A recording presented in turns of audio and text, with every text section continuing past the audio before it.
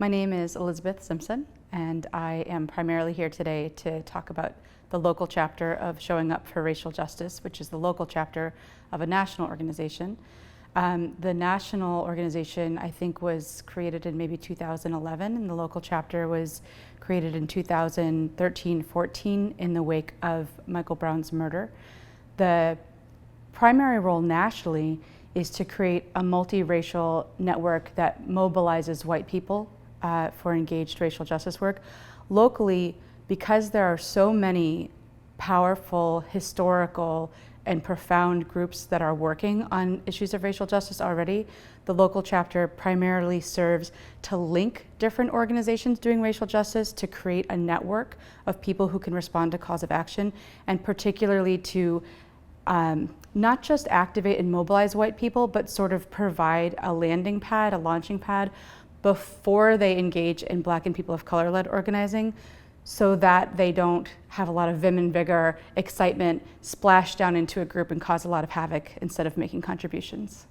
There's a long history of really important coalitions between Black, brown, people of color-led organizations and white people participating, or other white organizations, for example, the Young Patriots working with the Black Panthers and the Young Lords. One of the challenges that can happen is that because the way white supremacy works is to lift up the cultural ways that white people express ideas generally and depress the ways that Black and brown people express them, what can happen is that one of the things that can happen is that white people can come into an organization speaking in a way that sounds, quote, professional, sounds authentic, sounds experienced, sounds profound, whatever, and folks can defer to white voices, even though the white voices are not grounded in the experience of the community. Or they are, but they're not in the experience of the Black and people of color experience of the community. So that's one of the challenges, and personally, I was part of one of my grounding pieces was that I was working with Community Labor United in New Orleans in pre-Katrina. That organization was trying to support the development of Black leadership for Black people to take up positions of leadership, and then I was working with the White People's Project, which was to support white people who had a good intention to actually receive Black leadership and not undermine it. So that's one of the major key piece is that white people need to receive leadership with humility. That's a key piece. The other one is just simply numbers. Because of the many, many stresses and forces on Black and people of color, they may be less able to attend meetings, attend long meetings, get childcare, get time off work, all sorts of things. And so just number-wise, you can have it be that a number of white people are showing up to a meeting and just over-infusing the organization with the experience of white people rather than the experience of people of color. So it can be really important either to have sort of fishbowl organizations where it's the Black and people of color who are speaking and the white people are just listening, or to simply have caucus-based groups where white people are an auxiliary group that follow leadership. So that's one of the things that happened maybe 4 or 5 years ago with the Accomplices for Black Lives Matter group in this town, which was the idea that there was all these white people, unfortunately, once again, when we saw a murder in the national news, people rising to be involved, but getting in the way. And so the idea of Accomplices for Black Lives Matter was to have a body of white people who would simply take direction and leadership and not bring their good ideas, but actually just follow the leadership of Black Lives Matter at that time. Being involved in whether you want to call it a movement or like an area of community concern for a long time, you can see the cultural changes. So in the late 90s, there was this idea that it was vital to be an ally, to really stand by people. And then in the middle 2000s, it became, don't be an ally, you need to be an accomplice. And then now we've seen it move on to say, what you need to be is an anti-racist. In my experience, these things are all pointing to the same point. It just what happens is that the term gets commodified and dispersed in the culture and becomes a matter of wearing a pin, which can be very meaningful, but also can be a tokenized engagement. So as a form of expression, anti-racism, or we'll go back to accomplishment, gets absorbed in the broader body. You start seeing it in corporate presentations, that sort of thing. And so what keeps happening is people keep bringing back a point, which is just to say, you need to connect to why this matters directly to you. And one of the challenges of white anti-racism, there's two pieces. One is that the inheritance of white supremacy and segregation means that there are many white people who don't have direct, meaningful relationships with Black or people of color, which is its own profound loss of humanity. The other is that for those good reasons, Black and people of color can say things like, well, white people, it's just an option for them to engage in anti-racism. And for me, the grief, there's such grief in that, because what it means is the assumption that white people don't have a significant enough relationship with a Black or brown person that it would matter. So for example, it's like saying, well, if someone is hurting my spouse, they're not hurting me, so it's an option for me to engage. But when you have a profound, meaningful relationship based in love, respect, and care, of course it matters to you, and it's no longer an option. So to me, pointing to accompliceship or anti-racism, these different terms, is about saying you have to have a profound relationship to the grief and pain of what white supremacy inflicts on the people you love, and you have to be in loving relationships with Black and people of color so that it's no longer an option to you, and that you are compelled from a place of passion for being human, partly, and passion for the people that you love, that you have to engage. Showing up for racial justice locally has a different role than nationally, and I think it's important to understand that the local chapters are going to do what makes the most sense given their community. So we live in a semi-rural area. It's going to be different than Chicago or LA.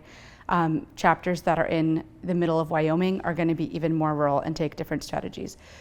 So Surge National has had a number of campaigns. One of them that's happening right now is called Call In Your Cousins, which is a phone banking action to be calling white people to sort of galvanize their relationship and commitment to racial justice, particularly along voting in this year.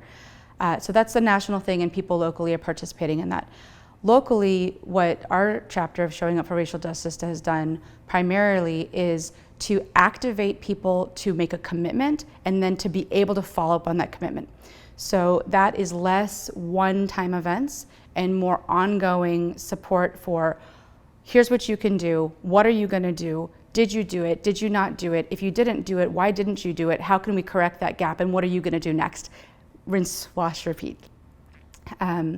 Locally, what's happened in the last month is there was a national call between Showing Up for Racial Justice and the Movement for Black Lives to end white silence was the hashtag.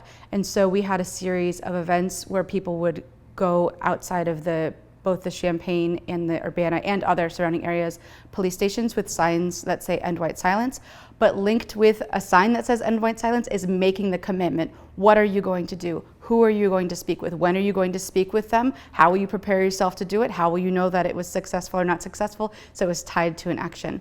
And I think that sort of ongoing, consistent support for engaged action is what will make things change, because what happens is as the news cycle inflates and people are reconnected to their care, they're more active. As the news cycle deflates or they get caught on a new thing, then they're disconnected from that care. And so making sure that engagement is consistent, I think, is a #1 priority. I bet there's a lot of people that are getting interviewed who are going to speak really articulately to some of the logistics around how police, for example, a police officer might engage in 1 felony or 3 in a year, and primarily are called to address things that they are totally not suited, not trained for, looking at the disparities of how police are funded in terms of social services.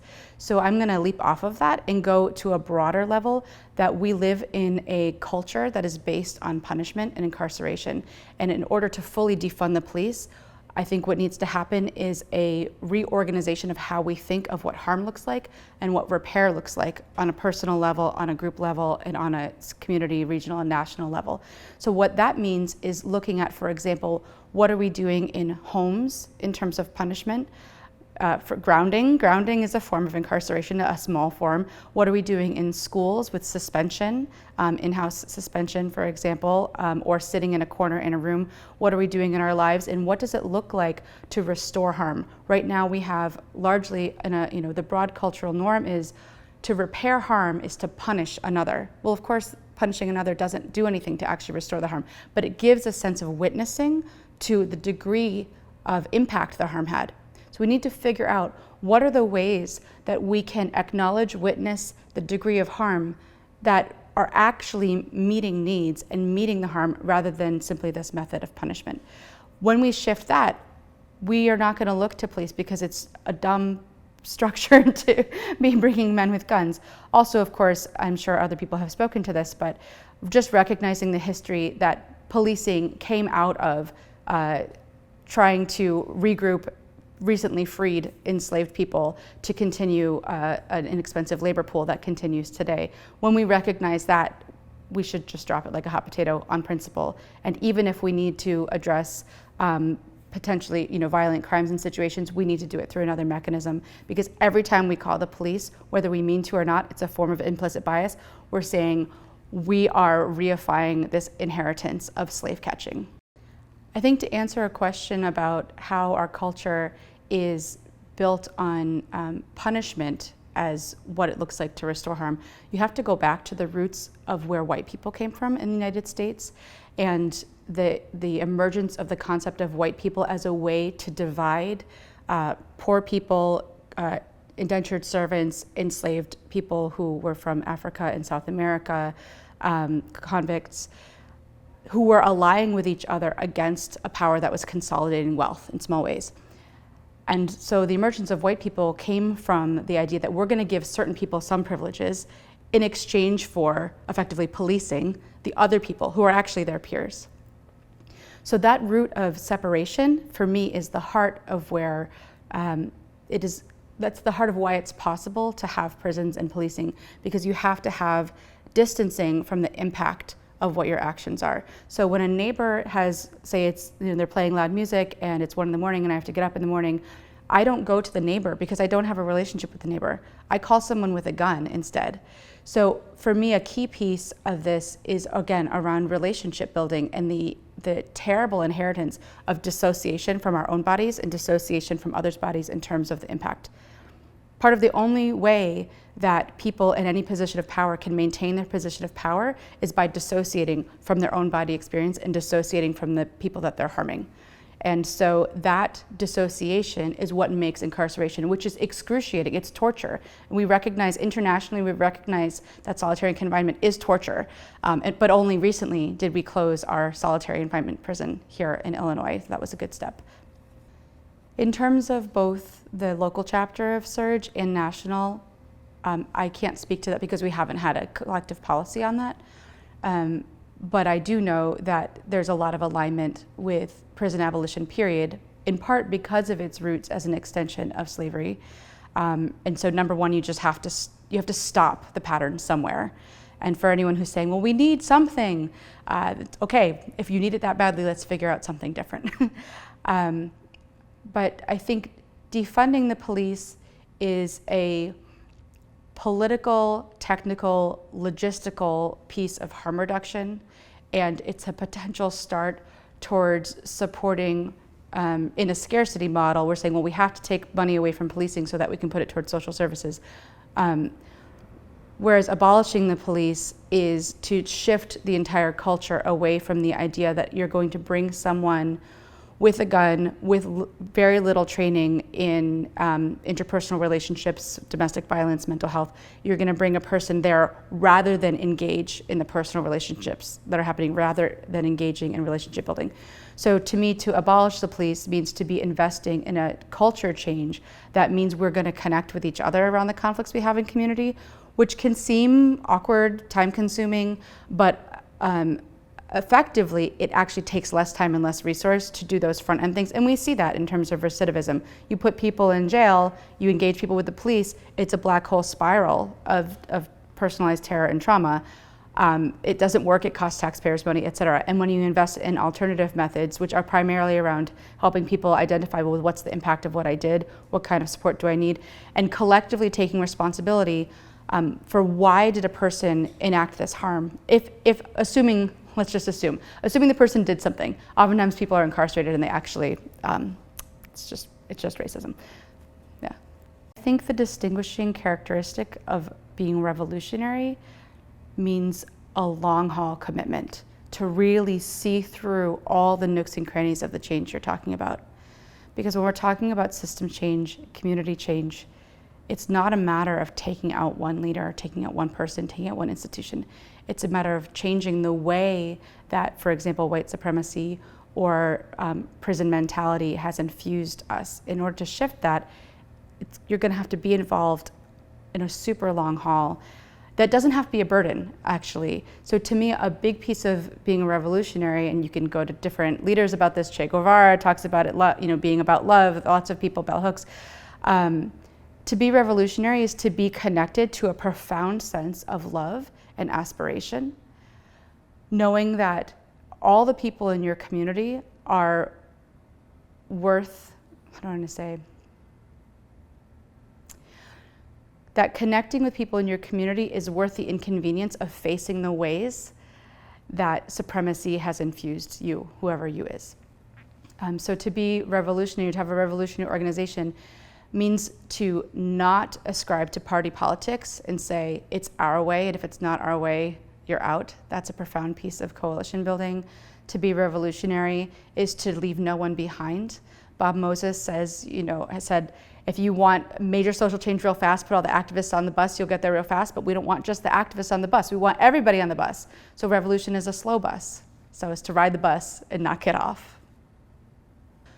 When the local chapter of Showing Up for Racial Justice began, it was clear that in this town there was, at the time, just a huge number of organizations that were already focused on racial justice.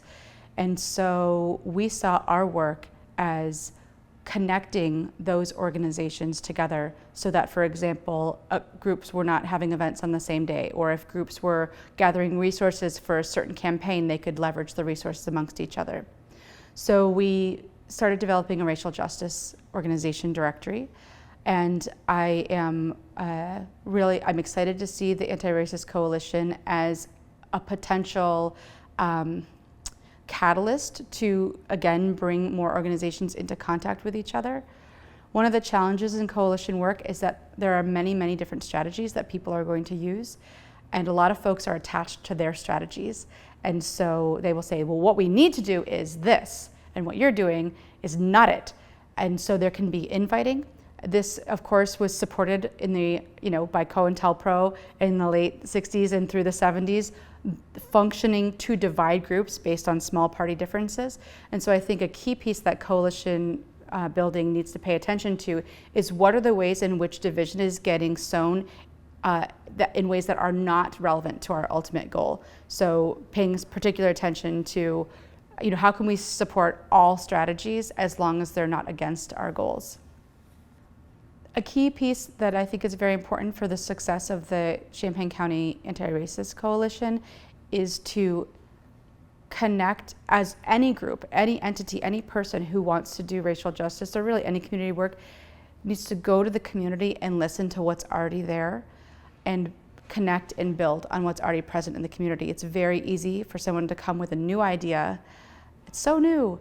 And then kind of railroad over people who've been working. And in this town, which is a university town, a lot of community members are quite burnt by the number of people who come in with great ideas and then leave in 4 years. So again, revolution is about the long haul. Make a commitment, do your set of work, actually follow through on it, and if you make a mistake, clean up the mess.